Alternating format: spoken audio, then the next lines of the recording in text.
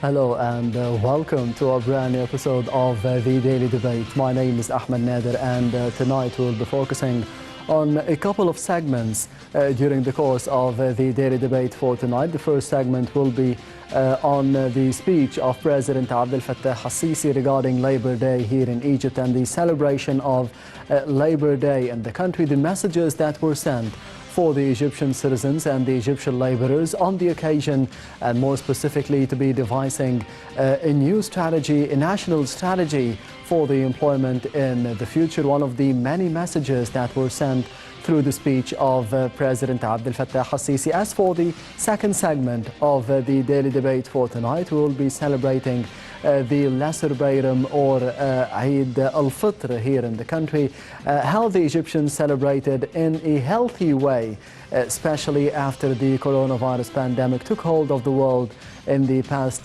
couple of years.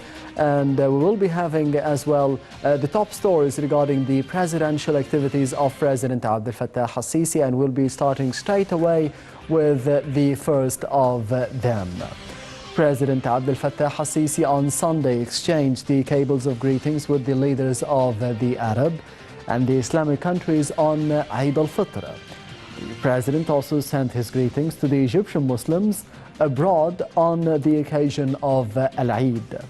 He received the cables of greetings from the senior Egyptian officials who wished progress and prosperity for Egypt.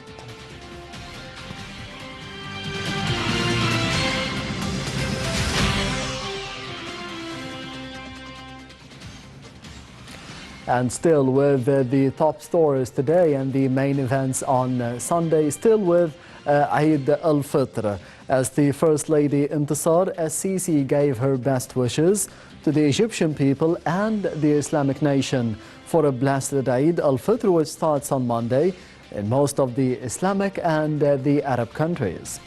In a message on her Facebook page, she sent her best wishes to the Egyptian people and the Islamic nation on the occasion of the blessed Eid al-Fitr, which rituals are found in values of the messages of Islam, of tolerance, brotherhood and affection.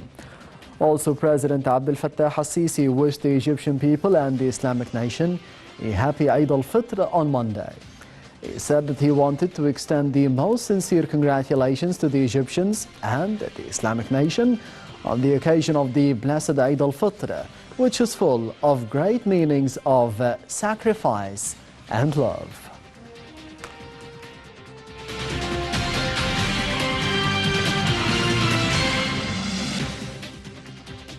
Up next, the first report of the Daily Debate for tonight, and focusing tonight, as I said, on creating new job opportunities for the youth through the National Strategy for Employment, one of the main messages sent out by President Abdel Fattah al-Sisi during his speech on the occasion of Labor Day here in Egypt.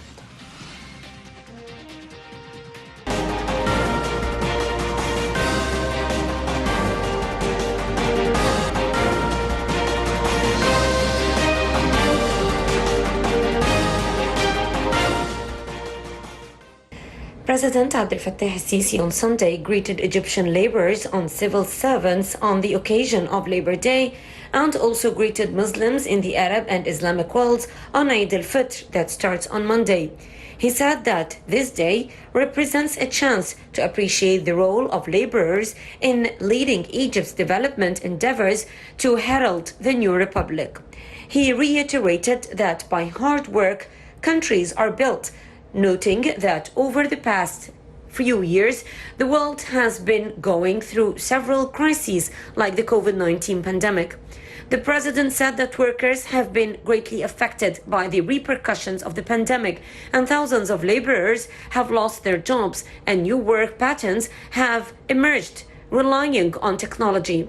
President al-Sisi said that the winners were those who benefited from using advanced technology tools and its applications. He said that the state has also paid great attention to digitalization and led efforts in digitalizing all government services and entities. The president spoke about the state's efforts in providing support and enrolling social protection measures to brackets affected by the pandemic, saying that the state had provided money to non-regular workers to empower them economically as well as create more jobs to compensate to lost jobs. He said that the state has fulfilled its commitments to pay regular workers at struggling companies through an emergency workers fund, as well as providing incentives to struggling companies in many sectors to repay their debt and loans. President Sisi said that Egypt has emerged stronger and earned the appraisal of the international monetary institutions that considered Egypt one of the leading countries in implementing social protection measures. He noted that the grand projects undertaken by the country shielded the country from severe economic hardships and provided a decent life to all citizens. Egyptians have long realized the value of work throughout all generations, making them one of the leading civilizations in the world. He said that the coming period is an important one for production and work to reach new horizons for the sake of the country. He noted that Egypt has made strides in improving vocational training as per international standards. He also directed government bodies that training programs each villages and remote areas under the Decent Life Initiative to create more jobs. Egypt has increased the minimum wage for civil servants and the private sector. The president also spoke about empowering women economically to contribute to the employment sector to boost the country's development and double its development rates.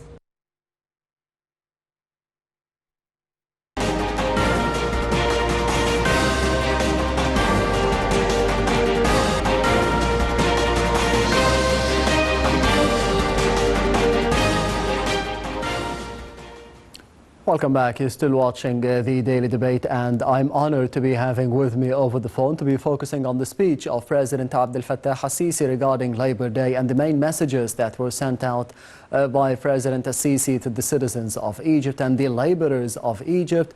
I'm honored to be having with me over the phone Dr. Osama Murad, the economic expert. Thank you very much for being with us tonight on the Daily Debate, and a happy Eid. Thank you, and happy Eid, happy feast to everyone. Thank you very much. First of all, Dr. Osama, the speech of President Abdel Fattah al-Sisi, what were the main messages, in your opinion, that were sent out by the President to the citizens of Egypt today? Well, as usual, the President focused on the importance of work together, better production, increased production, and this is all for the Egyptian sake. He's consistently focused on production and export investments, and this is what he reiterated again today. Yes, President al-Sisi also mentioned through one of the messages that we need a national employment strategy. What is the national employment strategy, and how can it be implemented here in the country as soon as possible? Well, one of the main pillars of the economic agendas and also a main driver for the Egypt 2030 goals is a lower unemployment figure, and that's why we need to employ more people, and the strategy entails actually more people working in the private sector and therefore fostering entrepreneurship and also women empowerment. Yes, Doctor, you mentioned that one part of the messages of President al-Sisi is that we need to be focusing on production and investment. Throughout the tenure of President al-Sisi, how do you see the rates of production in different fields in the past 7 or 8 years, ever since 2014? Well, it is remarkable looking at the gross domestic production, which is the GDP, that we have been consistently rising Yes. since the president has been reigning his office, despite the turbulences, the terrorism, the coronavirus, and also even the recent Ukrainian crisis. So we have a constant rise in production, which is remarkable for a country like Egypt, mainly driven by local consumption. How do you see, you've mentioned the coronavirus pandemic, how do you see the importance of the Egyptian economy keeping up with the growth rates that we had before the coronavirus pandemic, all due to the economic reform program, the timing of the economic reform program and the way the program was implemented, and the cooperation of the citizens as well with the economic reform program? How do you see the importance of implementing this program before the coronavirus pandemic that helped us in keeping up with the growth rates that we had before it? Well, it is extremely important for Egypt to have a high GDP growth rate because of the relatively high population growth, and because we have to catch up. And countries like us, which are emerging markets, which want to catch up, have to be growing at a faster rate than the rest of the world to catch up. We've done extremely big efforts in the infrastructure field. Of course, we're not able to recover to the pre-pandemic rates, yes, which is all over the world, but our decline in growth is less than the rest of the world. But I think that the Ukrainian crisis is of bigger impact than the coronavirus on Egypt. But we have full confidence that Egypt, with its private sector, the public sector, and the state, can regain and recover the growth. Especially the president now is also embarking in his latest speech in the Egyptian family iftar, yes, of more togetherness, of political discussions, of involving opposition. So it's going to be a more inclusive political spectrum as well as an economic spectrum, which generally is in the benefit of the country. Yes, Dr. Osama, the National Employment Strategy, how do you think it would be benefiting the youth of Egypt and to be creating suitable jobs for the job markets or the markets of jobs that we have right now? Well, as the President mentioned today and also previously, it is very important for Egypt. One of our main drivers for growth was always the availability of labor at a reasonably cheap price.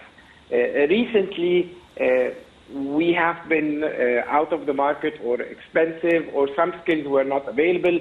So it is very important that we re-strategize on the vocational training level, on the education level, and that we transform into a market-driven learning and employment strategy. The president is well aware and has simplified and alarmed us many times that we cannot continue in this form, and that the employment has to serve the market and not vice versa. We will not return to the times where we employ people who have no skills or jobs, and therefore there has to be an upgrade of the existing labor force and also a new talented labor market from the young people graduating from schools, technical schools and universities to serve the new market needs. Yes, Dr. Osama Murad, the economic expert, thank you very much for being with us tonight on the Daily Debate over the phone, and a happy Eid. We'll be taking a quick break, so stay tuned.